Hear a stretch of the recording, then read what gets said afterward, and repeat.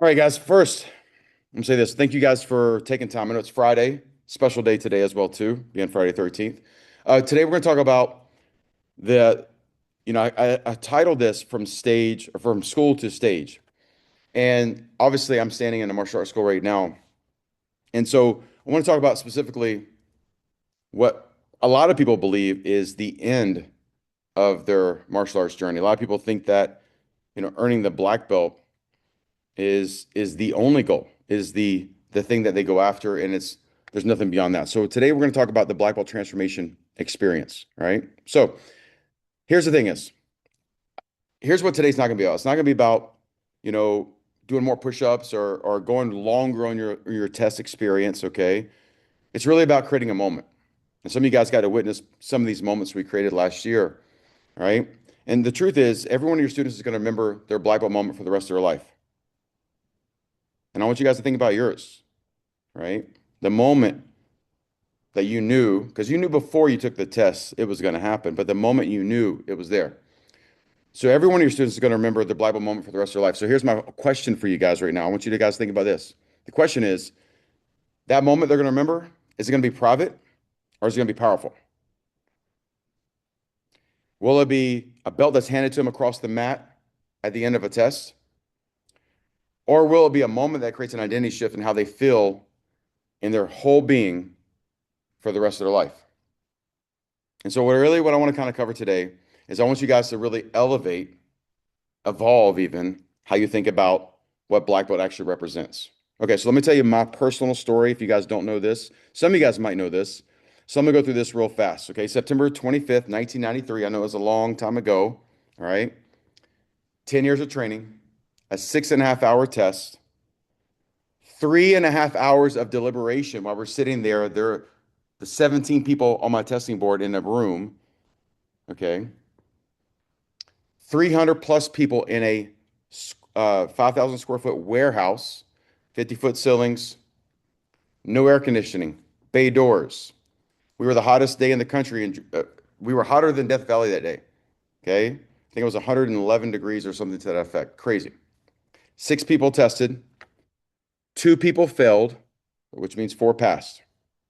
So after 10 years of training, my instructor had 2 people to test that day. Matter of fact, we were his first 2 people ever to be put up for testing. Okay, 2 people from him, four people passed total, 2 failed. They bring all of us into a private room. After 3.5 hours, they're in that room deliberating. And they brought us to a private room to tell us who passed and who didn't. Because they didn't want to go out there and tell us for the first time in front of all those 300 plus people who passed and who didn't, because they didn't want to embarrass the 2 people who failed. So I never got a celebration. Now, I'm 12 years old at this time. I've been training for 10 years. That is basically my entire life.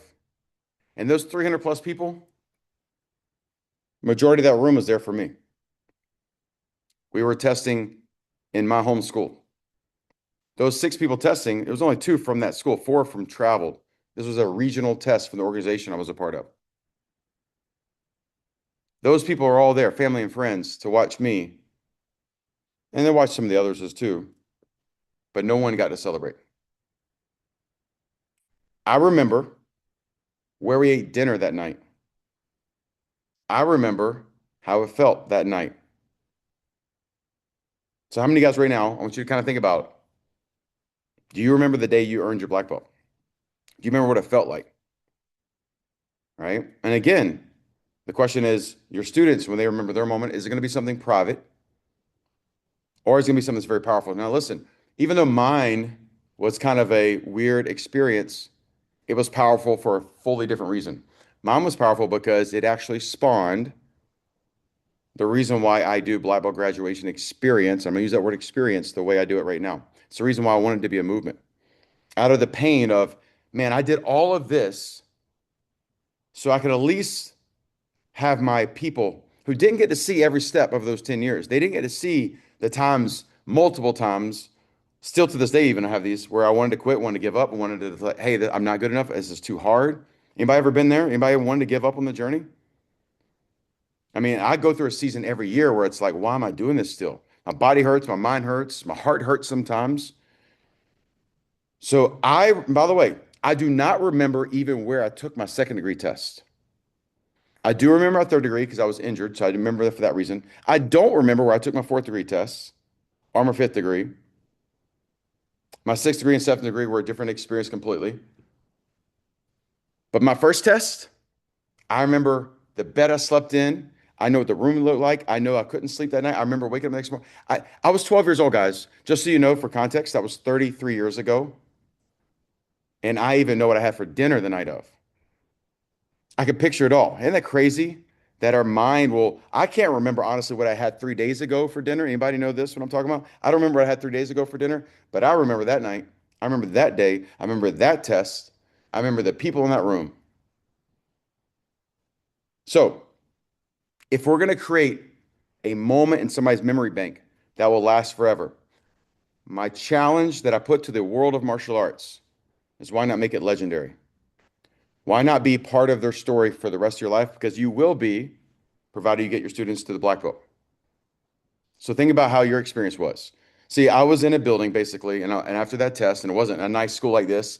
By the way, we didn't even have mats; we had carpet. Okay, anybody ever trained in these kind of schools? And by the way, carpet was an upgrade from the floors we had before that. Uh, I will tell you, my students are kind of spoiled, and your students are probably spoiled compared to how a lot of you guys trained maybe in the past. So just if we're going to be part of this, why not make it legendary for everybody? And think about this. I was handed a belt. I still have that belt. My diploma came to me 6 months later in the mail. I didn't even get a diploma that day, but I didn't get to celebrate it. I didn't get to show the world that this is not the end of the journey. It's actually the start. And we're going to talk about that a little bit today. All right. So let me tell you some more of my story. Because of that moment, since then, when I decided I was going to be a professional educator in the space of martial arts, when I was fully committed that this was my life, since then, I've personally been a part of 1,100 promotions to black belt. My students across the country, 1,100 promotions. My very first one was under 10 people, right? So it didn't start off big. This past December, just so you know, from this school, because we inherited some students pre-launch, we promoted 5 students to black belt. My graduation before that, my last one in my former brand, we had 137 people on one stage at one time being promoted to some level of black belt, between black belt and higher ranks of that. So this works at high scale, and this works if you've got a small one.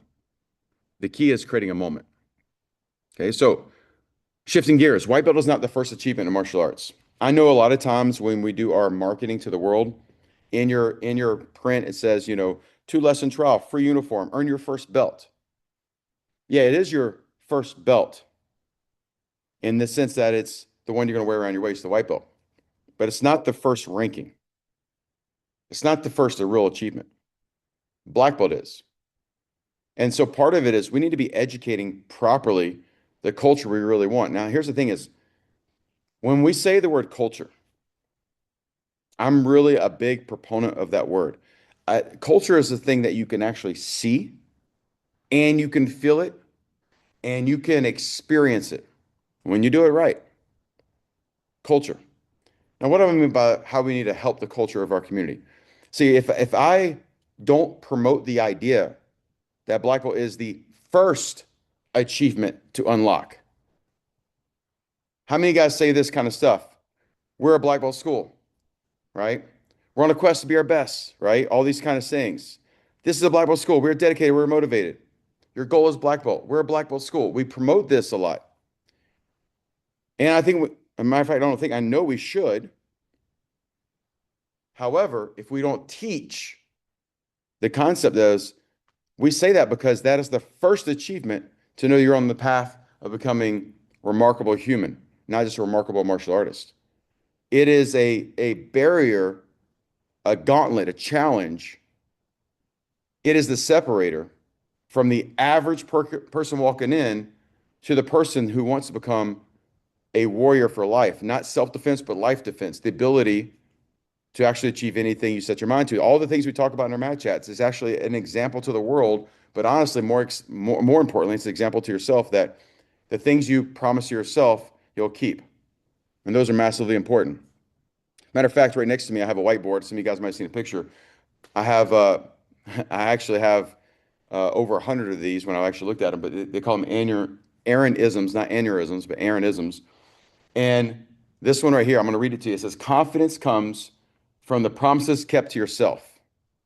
I'm going to read that one again. Confidence comes from the promises you keep to yourself. How many of you guys have made a promise to yourself that you're going to do something or not do something, but you broke it? You lied to yourself. We talked to the kids the other day about, hey, how many of you guys have ever lied to your parents? Nobody really put their hands up. I said, come on now, y'all got to be honest, right? You told your parents you did something, you didn't do it. I said, how many times you guys have ever lied to God? You promised God, just make sure I do X, Y, Z, and I'll never do this again. Anybody have those days, right? But you still broke those promises. So understand, it's like confidence comes from you honoring the commitments you made to yourself. And so on the quest to becoming, you don't get a black belt, you become a black belt. Remember, words matter. Matter of fact, you should take that, write that down. Communicate this to your students. Don't say you get a black belt. You become it. And that's different. Matter of fact, a great educator, a great teacher, you help your students become a black belt before they actually wear the black belt. So white belt's not the first achievement. You got to communicate this message. Black belt is the first step. It's the culmination of discipline. It's the proof of resilience. It's the discovery of really who you are inside, that confidence, keeping that promise to yourself. It's the first real step into becoming a leader. And I really, truly believe in my heart of hearts that our world, not just our country, our world needs more leaders, not a definition of a word that just says, hey, I have a title. A true leader is the ability to be able to honestly see a future that doesn't exist, have vision, go towards it with so much belief and confidence it's going to come true because you're stubborn, all right? You're stubborn for the right reasons. So green belt is not the first achievement, or white belt's not the first achievement. Black belt is the first, not the only, not the last. And I'm not talking about black belts about some weekend test, some hard kind of ritual you guys create. Remember, they become it. So for our black belt test experience, it becomes their Spartan race, their gauntlet, their proving ground where they meet themselves. So which is why we don't call it a test, right? We call it the transformation experience, an experience. I'm going to keep using that word. So I'm going to go through the process of how we do this. I just want to kind of convey the idea, though, based on my personal experience, my pain of how my black belt was awarded to me. It created this concept in my mind. And I was 12, 33 years ago, right? It hit me then that it's got to be different than this, right? This is the moment. And then here's what really hit me really hard. And I'm asking you guys to really tie into maybe your personal story if you have one. And if you have to lean or borrow the ones that you're creating in your school, do that as well too. So think about this. I trained for 10 years. And my training was different than current training. See, our average kid that comes to our school comes twice a week. Our exceptional kids are here 4 times a week, but our average kid is here twice a week. See, from the time I was 2.5 until I earned my black belt, we were training 6 days a week. In our classes, I'm telling you, 3-year-olds, we talked about this on one of the calls this week, 3-year-old classes. Some of you guys have 3-year-olds in class. As a 3-year-old, my class I was in was 3 hours long. You guys have some challenges teaching 3-year-olds now. Imagine teaching 3-year-olds. Now, that was the only 3-year-old in a class with adults, but it was 3-hour classes, and we were going 4, 5, 6 days a week, that kind of training. So my training wasn't just twice a week. It was hours, 20 hours a week of training plus for 10 years. And then it's just, here's your belt.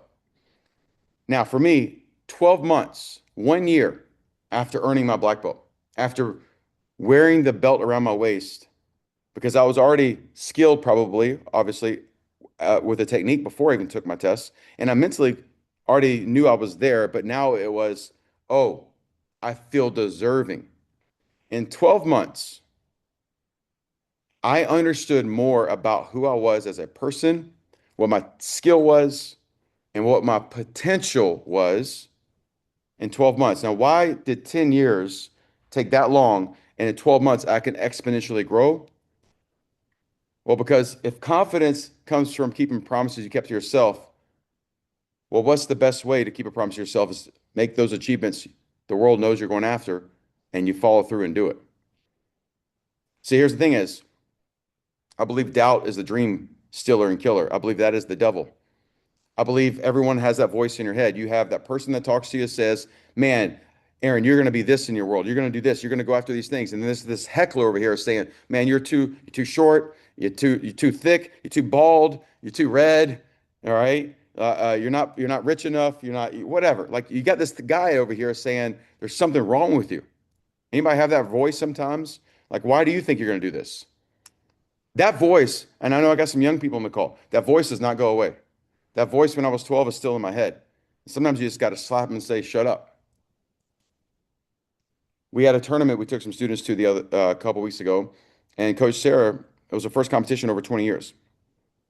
And I knew the morning she woke up, I saw it, I could feel it. She was going to find a way not to do the competition. See, you haven't competed over 20 years. And by the way, she had the pressure. Pressure is a privilege. These are some of those things you guys should be writing down. Words matter. Use verbiage that makes sense to promote positive thought. See, stress kills and pressure is an opportunity to grow. I knew she was going to look for a way out. She had the pressure of her students being present. They were competing for the first time, and technically she's competing for the first time when it's been over 2 decades, right? She was a teenager, not an adult. Now she's close to 40 and competing for the first time as a black belt. And it wasn't a big event, but the pressure isn't about winning against the other people there. It's winning the mind, the battle in the mind. She had the pressure of her instructor, her father, to show up and watch her. She had the pressure of wanting to make sure that she makes herself proud through me because maybe I was, what's it called, voluntold her to do this, right? Some people need to be pushed a little bit. And the result of what the actual placement is doesn't matter. So when you educate someone right, what the real competition was, show up and do it. And guess what? Confidence comes from keeping promise to yourself. The exponential confidence boost, it doesn't last. You have to do hard things. You can't see it, but on that wall back there, it says there's joy in hard work. It's inside our uniforms. So when you do that, now I'll tell you all this because before we go through the process, the reason why you create an experience of Bible test, you don't just do it like a yellow belt test or an orange belt test or a green belt test. You make this an experience because it is them meeting themselves from all the stuff you've been teaching them. So the transformation they've been going through, they re-experience who they were to who they're becoming, and they recognize their potential. 12 months after earning my black belt, 12 months after earning my black belt, I met a new version of who I was. And I'm a young kid, I'm a teenager at this time, and I recognize potential. And I was told potential is a bad word. It's a curse word. Don't tell people potential because most people never reach their potential. Well, they don't because they have poor mindset. And I actually think potential is amazing because here's what I've learned. And some of you guys right now, I've said this to you, and I can't wait to say it to everybody I meet because I really believe I'm serving the purpose God put in my heart. When you start recognizing who you are meant to be for the world, how you can serve the world because you're here for such a short period of time. You guys are here. It's over quick, guys. When you recognize this and you lean into this, here's the thing. You're going to start opening up a new potential. And every time you link closer to the person you were intended to be, when you start meeting the better version of yourself, everyone thinks you're weird and something's going on, and it becomes contagious. You'll find your tribe. Those other people will leave your life. You'll find this group of people who want to go move the world together in a positive direction. And then you'll open up of like, oh no, there's another level of who I can become. Like I'm experiencing this right now as we speak. I'm understanding that there's a whole nother level I never thought I was going to be able to reach. There's a whole new group of people that I am going to meet and help them have their own version of a movement. So I'm setting the tone right now because I don't want you guys to have a Bible test for your students, charge them some money, put a belt around their waist, make a cool moment. I want you to have something that's everlasting where they said, hey, that was the moment. I'm going to remember the rest of my life. And even if they quit right after that, because you know some will, we're going to talk about that too. Even if some quit right off the bat, they cannot write the story of who they are without you being in it. And that's not for an ego play. That's not for you guys to get all like, yeah, that person is not that person without me. It's because what you want is you want to make sure that it's proof you're honoring the person you were designed to be. It's proof. All right. So you guys still with me right now? And if this is making sense, what I want you guys to do is I want you to have that pen and that paper, and I want you as I go through, because I'm gonna go through the process of how this works. And then I'm gonna share with you how to have more of this. And if you just get one idea today, okay, you just get one idea. And I will tell you, I'm overwhelmed with the way my mind works. I literally woke up this morning. I will tell you, I fell asleep really fast last night because I had about a 14, 15-hour day on the computer. That's not my favorite days. Preparing and working with people. A lot of you guys were working with me yesterday. But then I woke up early and I had to literally go get it out of my mind because I don't know if they're all on the call right now, but I had three people that were on my heart of things I was like, man, I know this is something we can work. And I couldn't turn it off. So your brain might not work like mine and might work like mine. I will tell you, I'm going to jog something. It's going to happen, and you're going to need to write it down because you'll forget it. And I get overwhelmed with all the things I want to go into the world and do. Anybody have those? It's like you have more stuff to do than time. Anybody have that? And sometimes I have more month than money. Anybody have those days, right? Where it's like I still got because right now there's like $100,000 project I want to pull off, and I want to do it like today, not tomorrow. And, so it's like I've got those issues, right? So a lot of times I've got more thought, more energy, more movement in me than I have the time to do it or the resource to do it. And a lot of times I got more time on the month than I have money to make it happen, right? Those are the issues. And guess what? I've been super poor and broke, and I've been well, not super, I've been wealthy and I've been poor. I've been both, right? I've been karate rich, maybe. Okay. And I've been just poor, not just karate poor. I've been poor. Okay. I've been both. It don't change me. Right? Like all it has is when you're abundantly with money and when you're abundant with energy and you're abundant with health, you just give more or you just do more of who you are. Also, evil people, when they have excess amount of stuff or abundance, they just do more of the evil things. And I've seen it happen both. Okay. So I'm telling you right now is when you go through this process, understand like I'm speaking about Aaron right now. I don't want to be everybody. I don't want to just run a martial arts school because it's the only thing I know how to do. I don't want to run a martial arts school because I like martial arts. I don't want to run a martial arts school because, hey, I actually want to do martial arts and I just want to have my own place, right? I don't want to do martial arts because it's an easy way or fun way to do life, right? First of all, there's nothing easy about doing any of this stuff. Uh, I do this because I tell people this is my church, this is my ministry. When I see Coach Sarah did an intro with these two kids the other day. They're going to come back tonight for their second lesson. And I could hear them. I was teaching. They were in that office back there. And I could hear them. They're two little young kids. And I could hear them. Yes, ma'am. They're being loud, right? Because they're trying to impress first day, right? Grandma brought them. Yeah, I could hear the kiosks. They come out there, big smiles. Anybody remember this? Check this out. And one of my black belts, some of you guys have been here, you met this kid. One of our new black belts, okay? Isaac.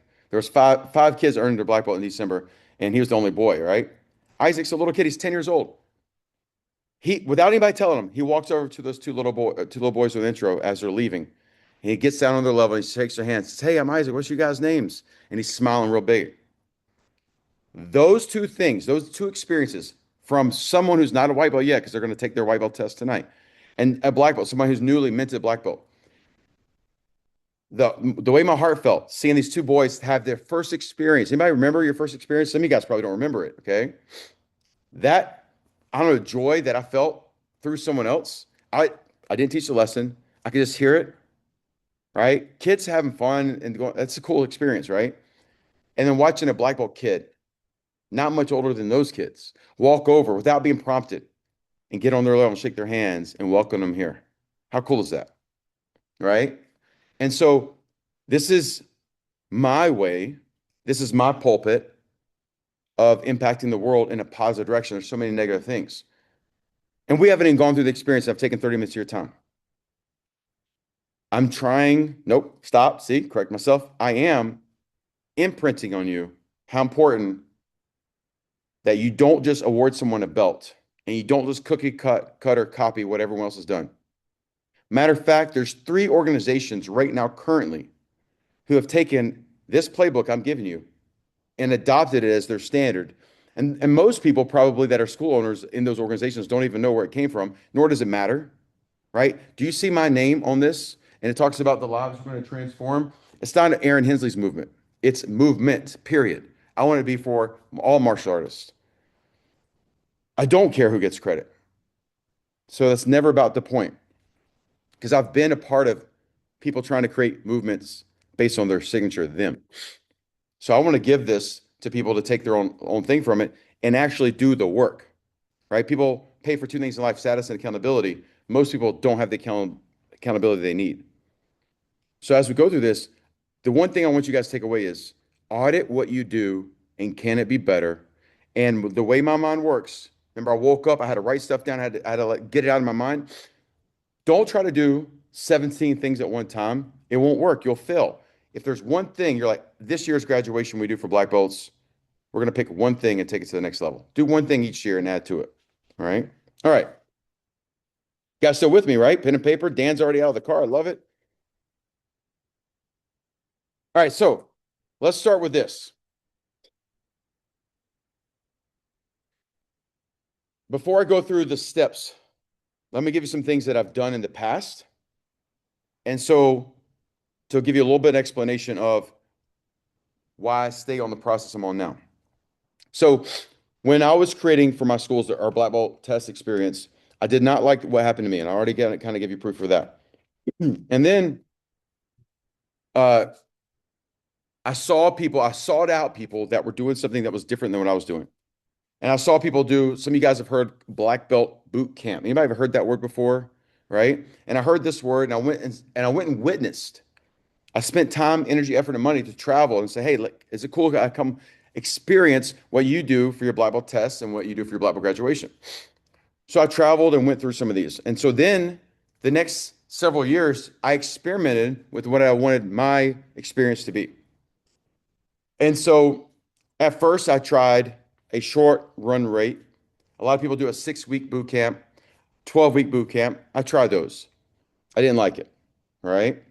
And the reason why I didn't like it is because I felt that conducting the experience for them felt rushed. And I felt like it was, um, I don't know, abbreviated on everything. I felt like there was no intention to one focus on part of the test. It just felt like there's too much going on, too fast paced, and there wasn't really this moment of like anticipation. Then I went the complete opposite way. I did a 12-month black belt test experience. Now, to be honest, I probably actually enjoy that one from my perspective the most. See, conducting the test is not as fun as taking the test. Just to be real with you. If you go to a karate tournament, if you guys ever been to a karate tournament, I don't care how big the tournament is or how small the tournament is, they take 12, 14 hours, it feels like. It's like all freaking day long. Some are 2 or 3 days long. It's not fun sitting there watching, anticipating. It's fun doing. Now, it still has all the pressures either way, right? Being an instructor, we still feel pressure for our students. It's just a different way. At least, though, if you get to do it, all that waiting, there's something to do with it. So, running a test is not as fun as taking a test, even though it's painful to take the test in all different ways. The 12 months experience on the giving of the test and conducting people, I really loved the relationship building of the hardness of doing something over a long period of time. And so I liked that format the best. However, it created a whole set of challenges that made it harder, both from staff and from student experience, on just being consistent. And I've told you guys, I really believe that the definition of success is being disciplined, right, towards your goals and targets with consistency compounded with time. It's really hard to be consistent on multiple platforms, multiple schools on a 12-month process. So then I fell to a 6-month. It's kind of the blend of both. It's short enough where you can be really intentional, relationship building. It can be hard. It can be focused. It can be intense. And it's not so long-winded and long structured that the staff gets kind of, out of alignment with it. The students get kind of stagnant. And so that's the process that we've gone to. Now, I'm going to go through that 6-month process. And I'm not saying this is the only way to do it, of course. I've tried other ways. I'm explaining how what works for us and why it works for us. So here's what we do. I'm going to pause here. I'm going to challenge you guys real fast on this. I did some research, and I'm going to come back to this multiple times. I'll hint towards this, but I want you guys just to hear me. If you don't have people graduating to black belt, now we're a new school. We've adopted some people over from an existing school. So we'll have some people testing this year. But typically, after you've been open for several years, once you're open 5 years, you should be graduating. I know should's a bad word. However, if you're successful, and we should be, there's that word again, black belts should be happening every year. Now, there's this culture in the martial arts space where it's like, black belt's got to be hard. You're right. You got to go through this process. It's going to be hard. We only graduate one person a year. We only graduate two people a year. Okay. So I did some research. Anybody ever heard, just show me a thing of hands here. Anybody ever heard of a school called Harvard? Anybody ever heard of Harvard? All right. Now, Harvard is renowned not just in our country, worldwide. Now, has anybody ever heard of University of Georgia, University of Tennessee, University of Florida? These are state universities, and they are well known and big. Now, when you have the job in the future, the fact that your paper might be Harvard or might be University of Georgia or University of Tennessee, right, or USC, might not make a big difference once your foot's in the door. But when people graduate from Harvard, they let you know they have a Harvard degree. You ever been on a show, some news show, and they say, "Hey, this person's a Harvard grad or whatever like that." They don't ever say the guy graduated from Georgia unless they're talking about a football player. Okay. Now, I did some research. Some of the major universities that I've mentioned, University of Georgia, University of Tennessee, University of Florida, Southern Cal, University of Miami, they brag, and they should, about their graduation rates. And they tell you their target. University of Georgia has a 6-year graduation rate. They don't measure it in 4 years, which is kind of weird, but a 6-year graduation rate of over 90%. Over 90%. So think about this. 40,000 students going to school. 90% will earn a college degree from that school. That's pretty powerful. Now, Harvard, 98% graduation rate. You get in, you're coming out with a degree. So think about this. If you on your website had the first thing is 98% of our students that start earn their black belt. See, Harvard costs you $250,000 to graduate. 4 years of your time, maybe 6 for some. Our students take 4 to 6 years to earn the black belt. We don't charge $250,000. And we might make better, more impactful transformations because we don't just impact the student, we impact the entire family and the community. Why aren't we charging $250,000? Because we can't go prove to the world that 98% of our people graduate. Listen, University of Georgia doesn't cost $250,000. They have a 90% graduation rate. My challenge is, what kind of school do you want to be? Because you are a place of higher education, are you not? Are you guys not teaching courage, confidence, resilience, grit, self-defense, life defense? If you're not doing that, then what are the business are you in? That being said, I had someone tell me last week, martial arts saved, that was his words, saved his life. That person is a multimillionaire and has employed probably thousands of people. And martial arts saved his life. He would not impact the world without it. Do we not create that kind of transformation? You guys with me?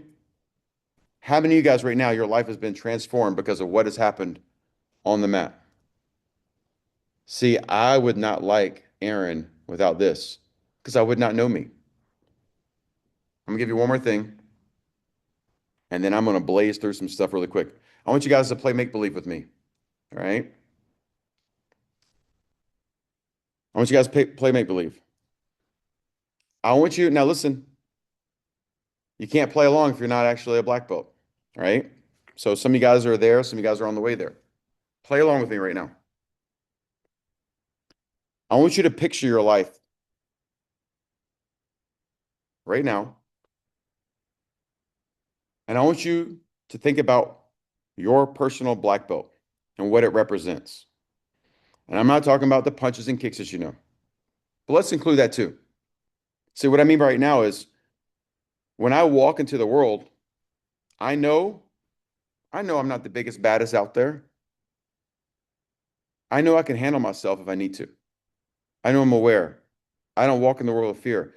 I can move anywhere in the world and I can be present of understanding how to take care of myself.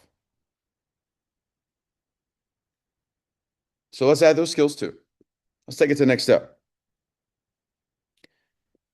How many people can't stand on a stage and give a presentation? You know, they say public speaking is feared more than death. So confidence that you've earned from martial arts. The things about yourself that you've acquired. Because there was things pre-martial arts, pre-black belt, that you didn't know if you liked or not liked about yourself. Who's the person that that black belt represents that it helped you become? So I want you to have all of that in there. Then I want you to add this. I want you to add everybody you've ever met because of your martial arts. For example, I would know zero people on this call without being a martial artist. I have uh, my daughter, Lakin, who I was on FaceTime with for 2 hours last night while she just did some crocheting. She'll be 13 this year. My son, Jackson, who is a world champion martial artist and has an amazing heart for people. Like he doesn't even know how he's going to bless the world. He's turning 18 in April. Cameron Smith, who was a 9-year-old, started at my school, who ended up losing his father at a young age. And I took him under my wing when he was 15. He's 27 now, married, and he's impacted thousands upon thousands of people in a positive way. And then I could go through a list of so many other people, and I'm talking tens of thousands of people that I would have never been part of their life if I wouldn't have been in martial arts. So I want you to picture your life. Who have you met because of your martial arts? Everybody with me right now? You guys kind of locking into this? Who would you be if you didn't have this? Who would you have not have had in your life? See, my mom and dad even met at a martial arts school. Okay, so everybody's got all this in your head, yes? And I want your black belt right now, your black belt, your actual physical belt, your actual physical belt. I want your black belt right now to have all of that inside of it. I want it to represent your first black belt. I want to represent everybody you've ever met because of martial arts, every person you've actually impacted because of martial arts, that person you are because of it. I want you to put all of that as like if that was a product and put it inside that belt. And then you're going to set it up on the counter. And I'm going to take a pen and a check. And I'm going to write out any number you tell me. So what would that number be? Now I'm going to take that belt from you. I'm going to take the skills you've learned, emotional skills, physical skills. I'm going to take the relationships. I'm going to take the person you became because you put it in that belt, and I'm going to write you a check, and I'm going to give you that check, and I'm going to take that belt, and I'm going to take your memories. I'm going to take your skills. I'm going to take your relationships. I want you to don't unmute yourself. Just type it into the chat. Tell me how much I'm writing this for. By the way, you cannot say the word priceless. That's a cop out. And we're leaders here, aren't we not? Give me a number that you actually can write out how much I'm going to, because there is a number for everything. Okay. So I'm going to tell you from my personal experience, that means I've never would have met my daughter, my sons. I would have never graduated over 1,100 people at black belt. I've taught probably 100,000 people plus, right? I would not know any of you guys here. I would not be standing in the school, the people in the lives of transformation. My physical body, I would be about 200 pounds heavier. Okay. I'd have a big old thick beard and be miserable working on the computer from IBM or something like that. That's probably what I'd be doing. Probably would, no woman would be talking to me. All right. I would hate myself. I'm gonna tell you, that's me. What's that worth to me? And if someone forced me to put a number to, what's Elon's net worth? I'm gonna be above him. What's his net worth? 750, 800 billion? Give me 927 billion and maybe. All right. Now, the reason why I'm making you guys put it, and I want you guys to put a number to it. Put a number to it. Type it in there. I want you to put a number. Think about it. And here's what's tough. Here's what's tough. Because most people, the cop out is priceless. You guys with me? Right? Price is the cop out. We're scared to admit out loud what that number would be because I got to give up my daughter. Okay, hold on a second. I'm a dad here. The idea of saying that out loud, it's kind of crazy. But when someone forces you to do something, it makes you think about, okay, you're forcing me to pick a number. It's got to be crazy. It's got to be stupid. All right. I think you guys are scared right now. They put a number to it. Come on now. I think you guys are scared. Being scared is good. Remember, leaders, we talk about confidence. Leaders have courage. Okay. Courage. Courage is acting with that confidence before you have it. Courage is knowing you're going to get it one day. All right. We got 11 million. I like it. All right. I like it. Thanks for being a leader right there too. 11 million. 800.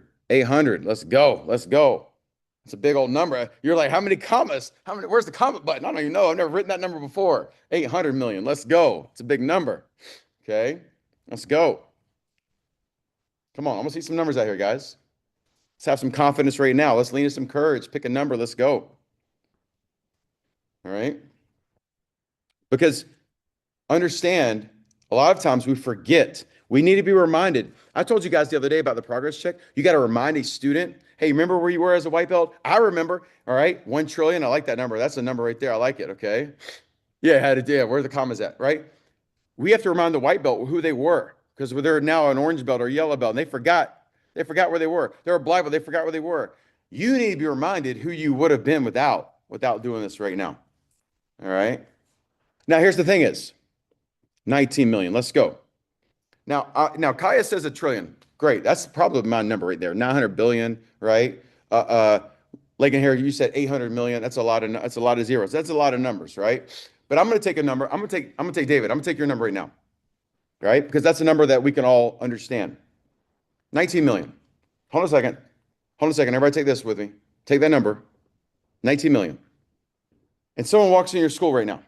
Everybody, please hear what I'm about to say right now. This is why you guys have a hard time understanding what you actually do. You need to be reminded of this right now.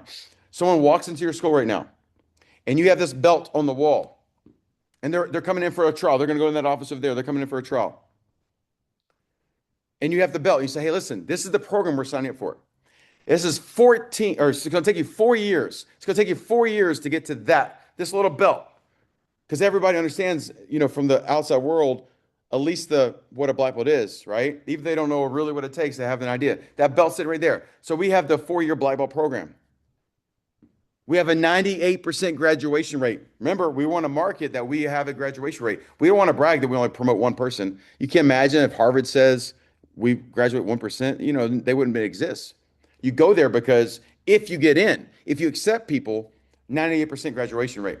There's a hint to there. You guys got to be better about who you let into your culture. You should be protecting it as your duty and obligation to put the right people, the right fit people, so you create this in the world. See, you got to be the gatekeeper. Don't put bad apples on your floor because it hurts your staff, it hurts your students, it hurts your heart. If you had that person and they're on your floor and they're signing them up, you say, listen, it's 4 years. 98% of people who start finish and get there. And here's what you're going to get. Relationships. You're going to meet the new version of yourself. You're going to understand your potential in the world. And the price of this is $19 million. $19 million.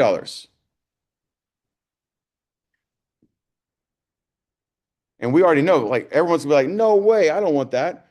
Harvard can charge $250,000. And they got people every year begging to get in there. Please get my kid in there. You got politicians using all their skills to get their kid into Harvard because they know what it means and what doors it unlocks. And David says that's the $19 million product. Lakin says it's 800 million. Kaya says 1 trillion. And you guys get scared to ask somebody for $200 a month. Now think about it. If Lakin had to give up every relationship, everybody should know, she wouldn't know anybody on this call. She would lose her best friend. Like martial arts created everything in her life. And by the way, she's loving the person she's becoming as she has her potential open to her. I can't wait for her to meet the person 10 years from today who she's going to become and the people she's going to change. And that number is going to add another zero to it. And then 10 years in the future, will add another zero. If we put that kind of value on it, then we need to honor the moment that our student has that awakening. You can't just hand it to them on the floor in the school. You guys with me? So I said this is I'm talking about my experience we create. And most of my call today is I want you guys in the mindset and understanding why I really believe we need to go show the world a movement of transformation. So my vision right now is in 2030, right across the street. I can see it from my school right here. There's an NFL stadium called Allegiant Stadium. It's where the Las Vegas Raiders play. And my dream that will become a reality is in 4 years in that stadium, there's going to be 70,000 people. It's packed. And on the field, kind of like you see college or high school graduations, there's going to be 10,000 students participating. And these students will be all ages from all parts of the world, not just America, from all disciplines of martial arts participating in a celebration. It's not the test, it's a celebration of life transformation. They're earning their black belt. 2030 doesn't happen unless 2026 happens. So my next thought I want you guys to go to is I want you to think about how you can participate with us on creating a movement, which means you got to be a great teacher so you graduate people to black belt. And you have to create a great experience that people want to do it again. So I'm going to go through my process, right? And I really do appreciate you guys taking the time on a Friday to be here for this and to listen to me. And all I'm doing right now is I'm leaning into my potential of who I'm intended to be and who I'm here to help. And if you get one idea how you can be a better leader today, then I did my job today. If you get one idea how to impact your students better, then I did my job today. If you just now walk around with that belt and it's a $19 million belt you wear because it represents everything you do, or it's an $800 million belt, whatever number you put to it, it's your number. Let the small stuff slip. Don't get so worried about this parent who's a Karen that's trying to detract you from your goals and mission. It requires you to be a better communicator so it doesn't trigger you. Stop being triggered by somebody here who you let damage your culture because you're not playing the right game. You're trying to take everybody as opposed to creating a filter to pick the right people. Be selective. Yes, it's a business. Yes, you got to make money. Guess what? If your heart's better, if you're healthier mentally, emotionally, spiritually, you'll attract the right people and money will come to you.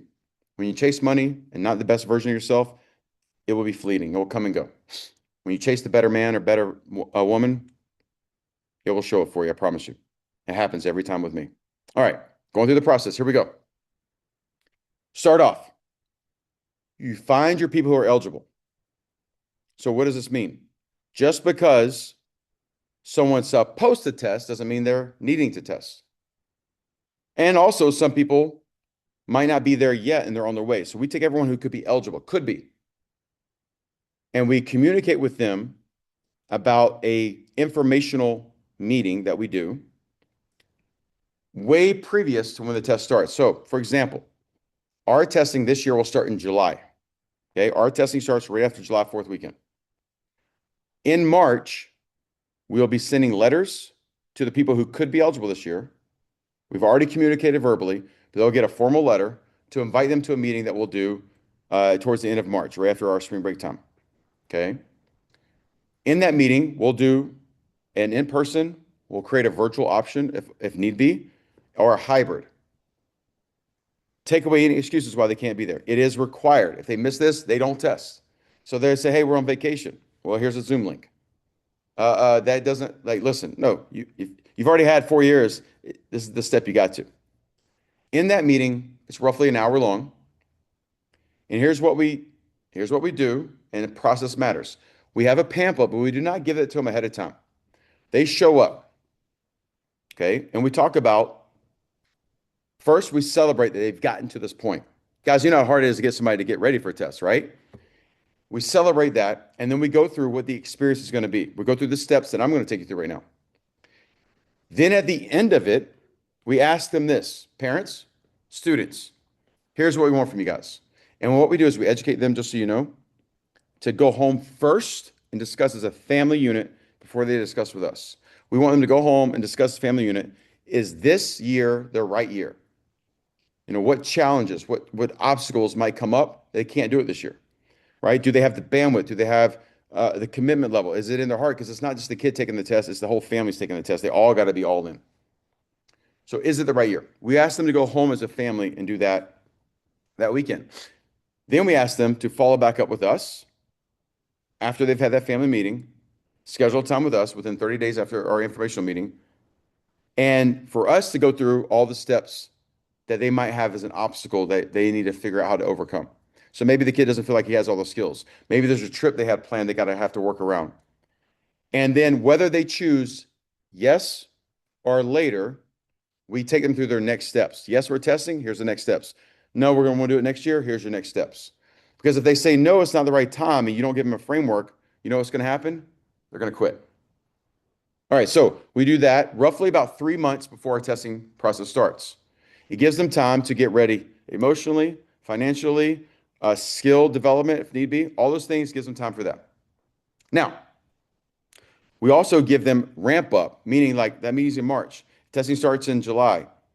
So April, May, and June, those 3 months, we create opportunities in group settings or in private lessons for them to move into a higher level education if they need to be. So for example, I always recommend someone in that 12-week period to do a weekly private lesson, to go through the specific things their confidence might be shaken on. We create group scenarios. So we'll do mini courses where like it could be a mini series of 6 weeks that you'll charge a fee for to make sure. And I tell parents, if I'm going to invest the time and money for my kid to go through 6 months of black belt testing, I'd rather invest a little bit of money to get confidence this is the right decision right now. Because it's detrimental to put a kid through a black belt test experience and they fail. And we do fail students. If failing is not on the table, it's not a test. Okay? Now, July comes in. The very first experience, we call it signing day. And it's really cool when you see a lot of schools across the country taking this concept I created for the martial arts universe and seeing people post this. So on signing day, it's a set day, set time. You have a backdrop table, kids come in, and there's a commitment form that they sign. The kid signs it, the parent signs it. The gist of the commitment form is that we don't guarantee passing for showing up. They know they're signing up for something that's going to be hard, something that's going to be intentional, right? There's verbiage there. So they sign the commitment form. We have professional videographer and photographer there to document the process. Okay. Parents pay the testing fee. The kid or the student turns in an essay that's typed based on the rank. So every degree has a different essay. And then they have to have brought in that's sealed or it was already mailed to us, a character reference letter for someone outside the family. A teacher, a preacher, principal, somebody, a sports coach, someone from outside of the family has to write a character reference of that student. So that's all on signing day. The very last part of signing day, we bring the team together, the family and the students testing, and we let them know, hey, nobody left behind. This test is a family. This group is a culture. Pass or fail, no matter what happens, we're all here to support each other, right? It doesn't go right for you, it doesn't go the direction you want, these people still need you, okay? It doesn't go right for them, they need you. So we make sure we end with a motivational, inspirational commitment from the group. We're going to train together, we're going to sweat together, we're going to cry together, we're going to hit each other, right? And we're all going to become the next best version of ourselves by earning our black belt. Okay, so that's phase one. The next month, so this is 6 months, guys. Remember, 6 months. That was month one. Month two, from the signing day until the next testing day. By the way, on signing day, right? They have all the dates locked in. So we did an informational meeting. We have suggested dates maybe, or maybe they're already locked in. But a lot of times it's these are the dates we were proposing. When on signing day, everything's locked in. Okay.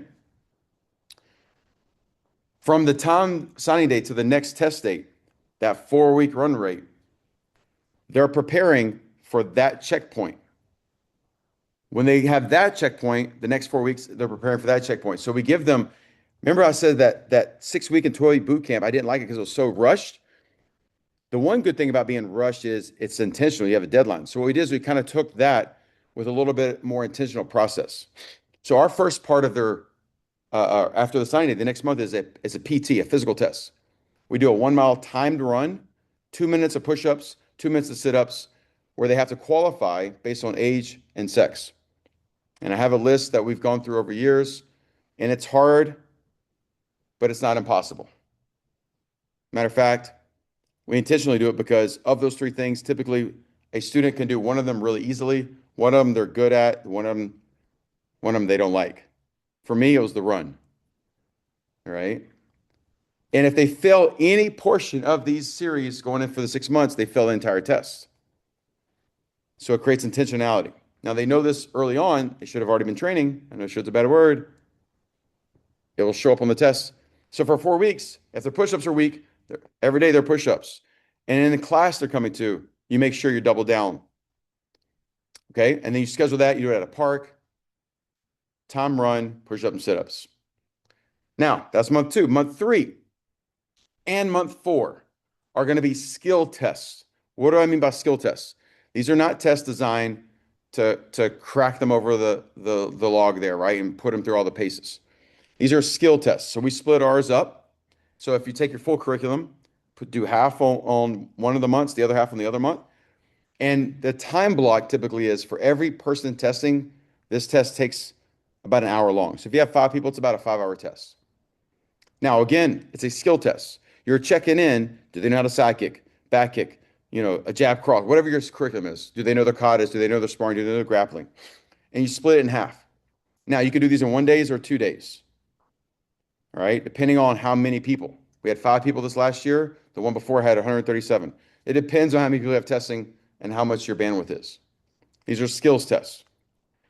So remember, from 1 month to the next, they know their skills are testing on. Maybe it's just self-defense and sparring and kicks. So for 4 weeks, that's their focus. Then after that, it could be katas and weapons and your traditional skill sets or your self, whatever it is. So that's months. So month 1 was signing day. Month 2 is their physical tests, like checking in their conditioning.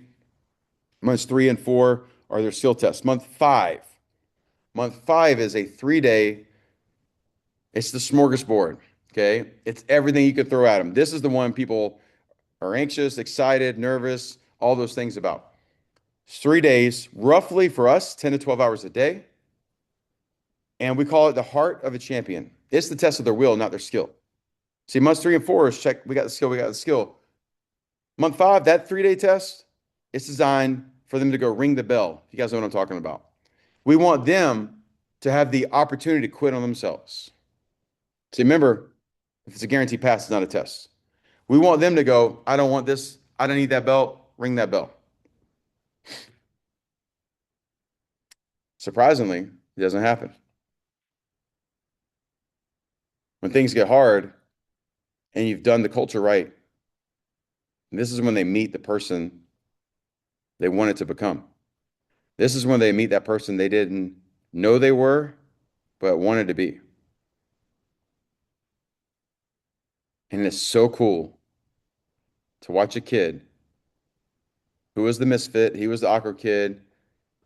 He probably wanted to be the baseball star, but didn't have it in him. And maybe that was you. And to watch that kid do something that most adults can't do, it's pretty freaking awesome. And every time I've been part of these experiences, what's really cool is I have a little of my own transformation. It reminds me I'm obligated to be a better leader because people are counting on me and there's more people that need my help. So it's hard running these. It's a lot of work, but the reward, oh my goodness, right? And some of you guys know what I'm talking about. You've seen it either happen in your own life or in your students' lives. Yeah, it's just so it's not about making something so hard because it's just more of something, and you're trying to. You're creating literally a product because even though we're a service based, but this experience is a product that you have on the menu as an option because not everybody does this. Matter of fact, most people don't do this. This is a $19 million product. It's an $800 million product. And this product creates a transformation that you don't do for them. They actually experience themselves, which is why I use that word experience. Now, we do some crazy things on this.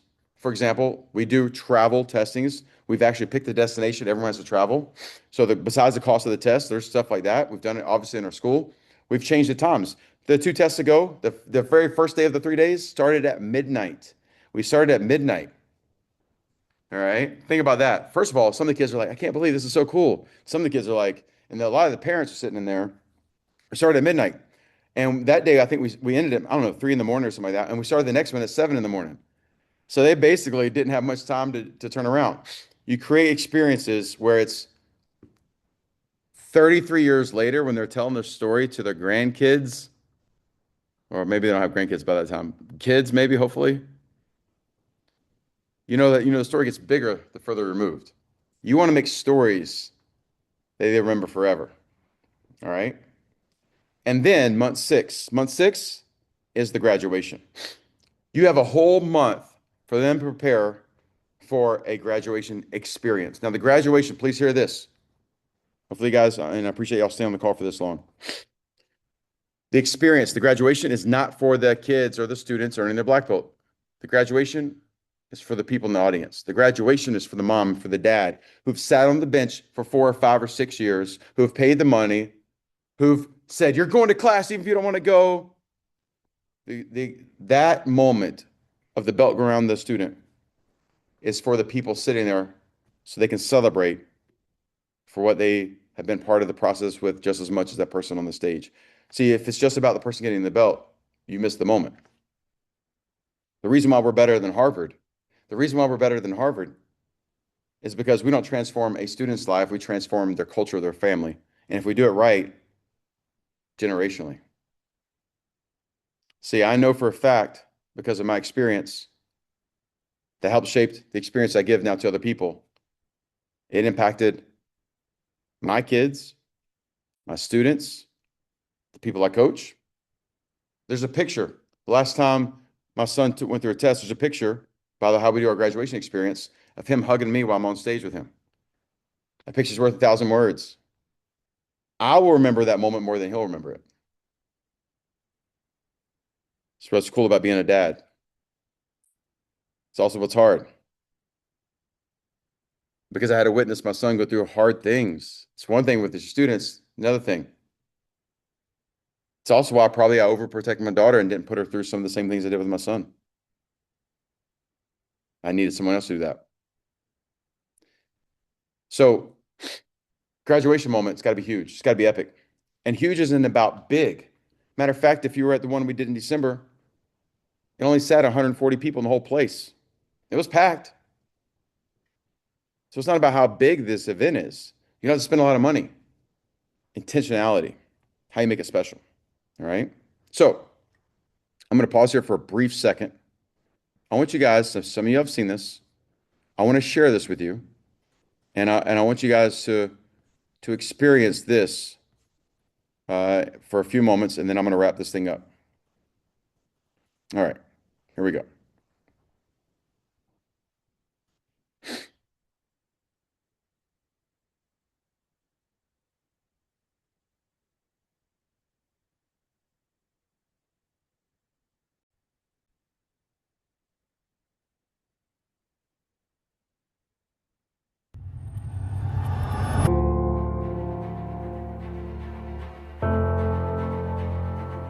Can you guys hear it?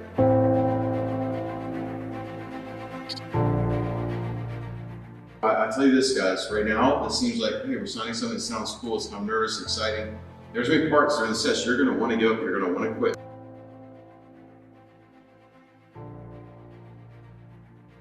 So we're going to do everything we can to make sure you're prepared. I mean, sometimes It's hugs and high fives and fist bumps. Sometimes just punching you in the face, okay, or kicking you. That's another way of love.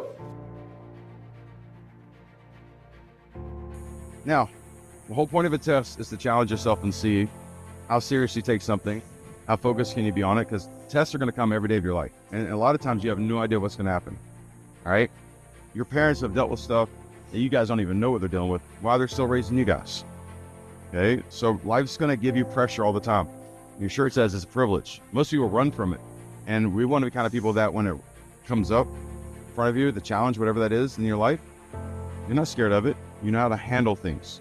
You can stay calm under pressure. I'm with us just working on being a team. 15 jumping jacks, nice and light on the top. Since they've started martial arts, we've been able to see a big change in them when it comes to, focus in school and even their willingness to take care of chores and things around the house. They understand what a challenge is, and now they're ready to really focus and achieve some of these goals and set goals for themselves. So it's been really nice to see how the training that they get in martial arts, you see it in different parts of their life as they're going through, and it really helps their structure overall.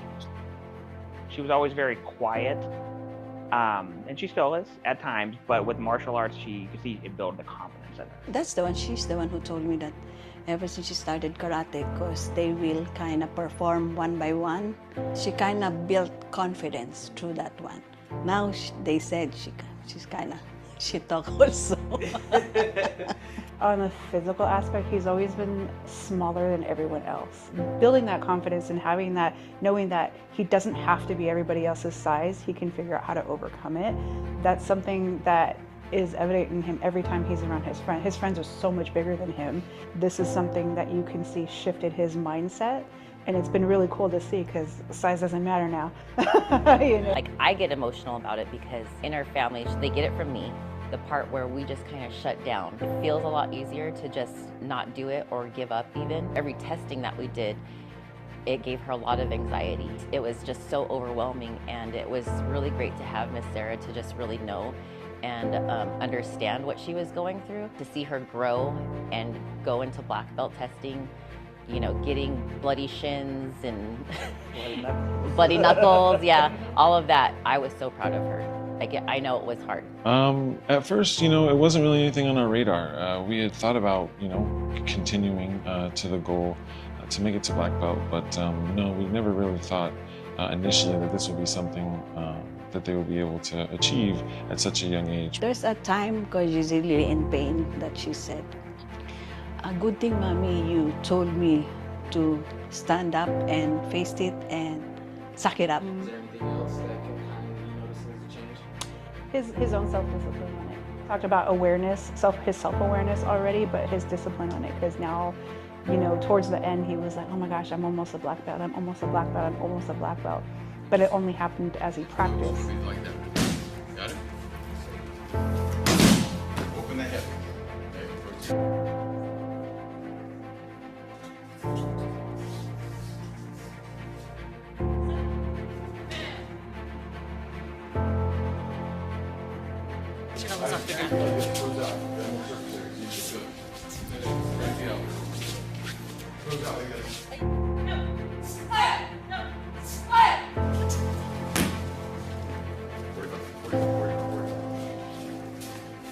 No one can stand an attacker in their face non-stop, hitting non-stop. You got someone bigger, stronger, meaner in front of you, and you want to be able to put the pressure on them like I do it with you. You already, before you do a drill with me, you're already self-defeated. You're already psyching yourself out. You have the ability and the potential to stand your ground with me.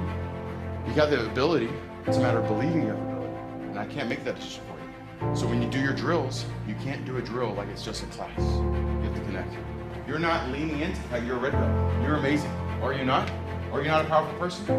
You are. I've watched all you guys in class. What does earning your black belt mean for you? Earning my black belt means like basically completing everything that I've worked so hard for. The end of the basics. So every part that I have gone through from the beginning, and this is like kind of the end of the beginning. It like shows how I can do something hard. I got a lot more confidence in my skills that I didn't have before. So I think it just shows me like how much I can achieve. for me is like I didn't quit through the hard stuff. Like it was that would have been the easiest option, and I could have just never looked back and regretted everything. But I didn't quit, and that's what I'm most proud of. Yeah, I feel like an accomplishment that I made along the way throughout the years, and seeing what my commitment and what I've been working for the past 2.5 years. I wanted to be, like, my parents to be proud of me. Like, I changed a lot from it, like, confidence-wise, and then, like, just a lot of my personality has been, like, affected by karate in the good way. You know what today is? Yes, I do. Are you proud of the work that you did? Yes, ma'am. Good, you should be. Are you ready for it? It is with great honor and privilege that after much deliberation, the Rise Martial Arts Testing Board is going to promote you to black belt. Black belt? Black belt.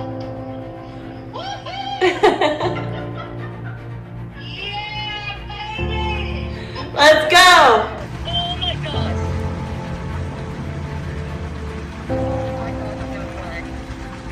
Don't cry, because then I'll cry. How are you feeling? Amazing. Amazing? I'm gonna cry. Do you feel relieved?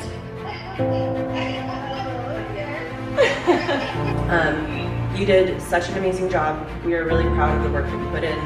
You know, on and off the mat, you've shown black belt spirit. I'm so proud of you. You have very much earned this. And I hope that the rest of this day you can, you know, relax and enjoy this moment, because it is a special moment. Now the wait is over. How do you feel? It's good? Good, you should be proud. You accomplished something really awesome. Happy tears? Very happy tears. Good. You ready? Let's go! Yeah. For those of you that want to know what we're all about, it's like this, y'all. This is 10% luck, 20% skill, 15% concentrated power of will, 5% pleasure, 50% pain, and 100% reason to remember the name. This is 10% luck, 20% skill, 15% concentrated power of will, 5% pleasure, 50% pain, and 100% reason to remember the name.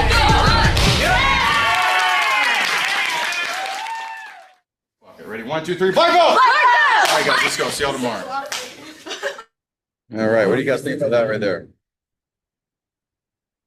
I mean, I was still getting kind of goosebumps from watching it. And here's the cool thing is, you know, they get video, right? They get video to document that process. Now, I'm going to give you some fast things that we do to make it special.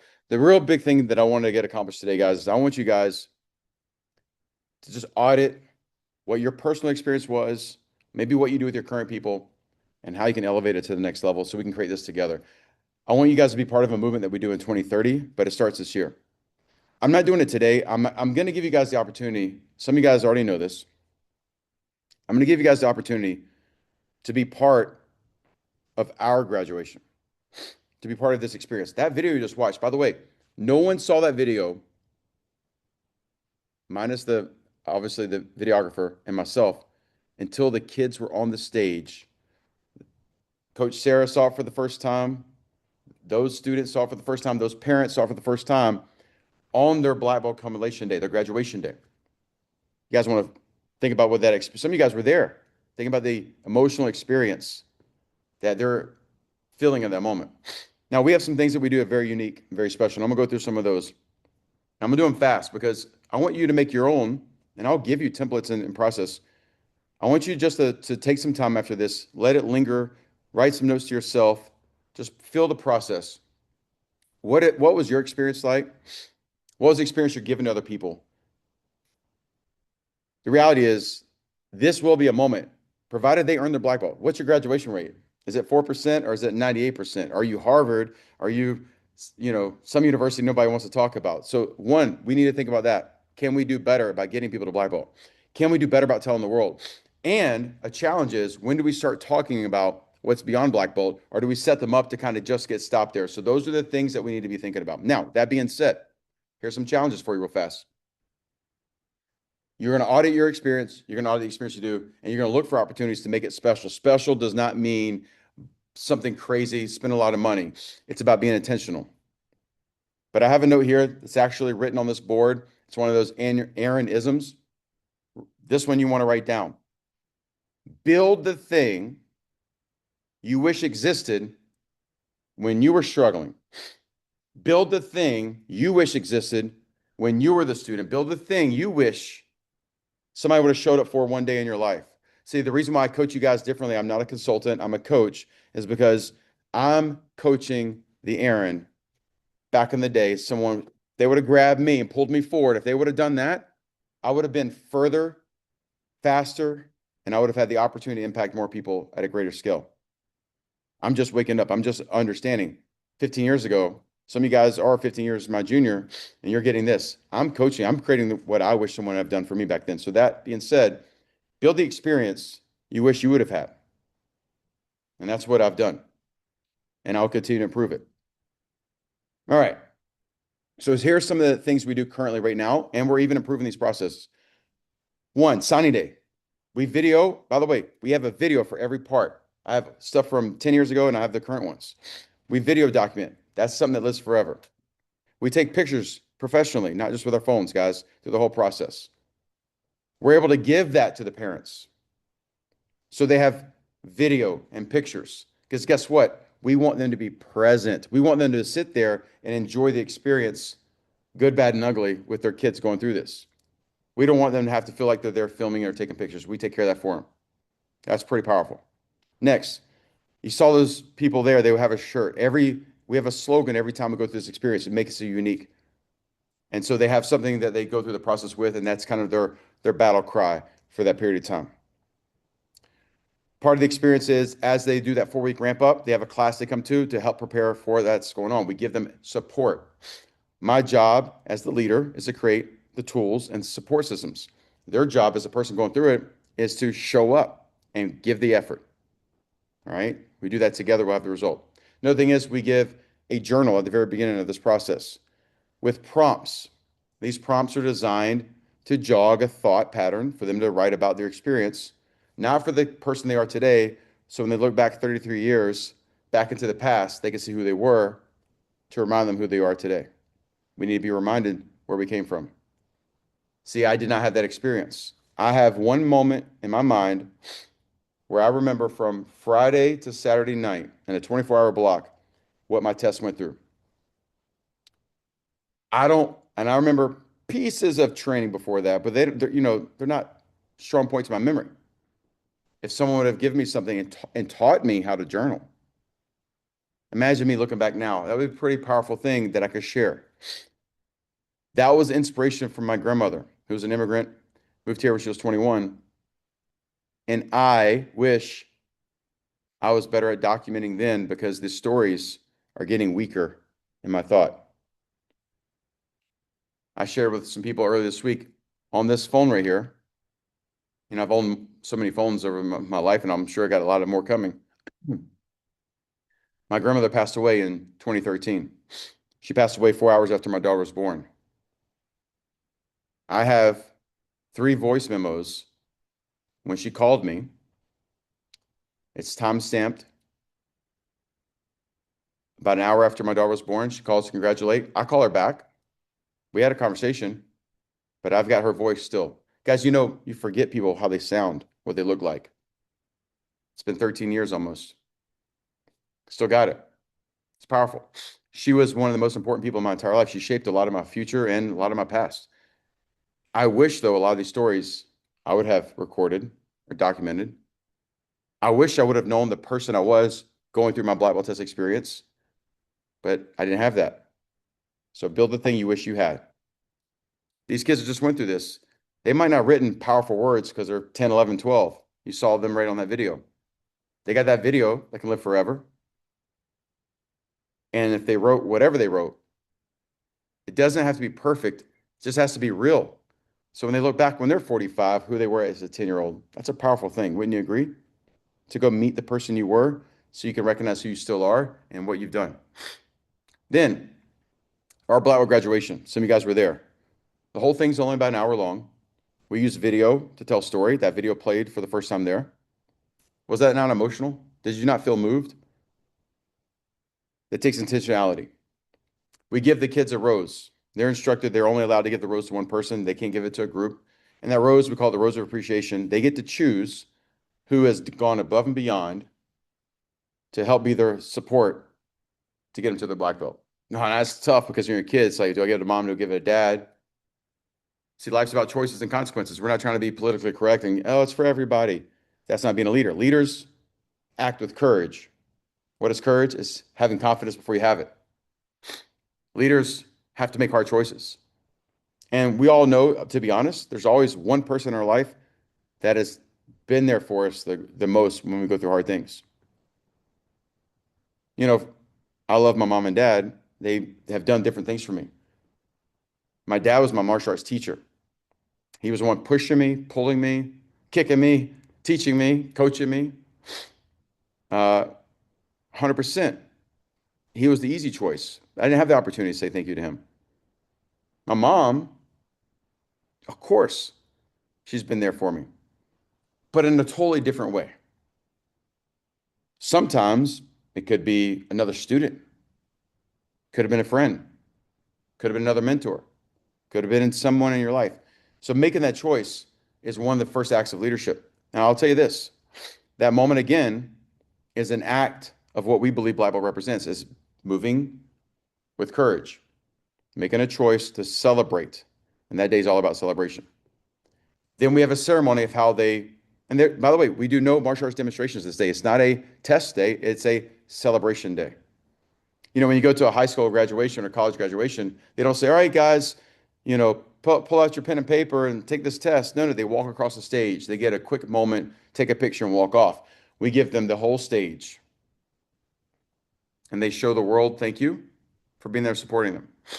And then they bow out the old and bow in the new. And we have a little quick ceremony. Some of you guys have seen it. Then they tie the belt on. We swear them in. We have a Black Belt oath. All right. And then for the first time, the audience stands and we bow them in and they bow back for the first time as them as a black belt. At that moment, we timestamp it and we have a ritual. For 24 hours, they do not take the belt off. That means if it's a Saturday, they go to church the next day, they're walking in with that belt on. They take a bath, they got to figure out how to do it. They go to dinner, they wear it. Why? Well, one, you know, it's a little superstitious of just the magic that belt represents. Some of you guys said it was 19 million. Some of you guys was 800 million. It's an expensive little piece of cloth right there. Wouldn't you agree? Why would you not want to go out into the world to create a story? Because you know what someone's going to do? You walk into church. By the way, one of my tests, just so you know, because I did have this experience twice throughout my process. This is something that we started through you know, when I was going through higher ranks of black belt. One of the times, my graduation was on a Sunday. So on Monday, I went to school with my belt, right? Now, I went to a school where they knew what I did at the time, stuff like that, but definitely created some great conversations with the teachers and the other students, okay? Some good, some kind of challenging, all right? Imagine you're going into church. We went to church Sunday after graduation, and one of the ladies in there went to church with us, and she showed up wearing her black belt to church, all right?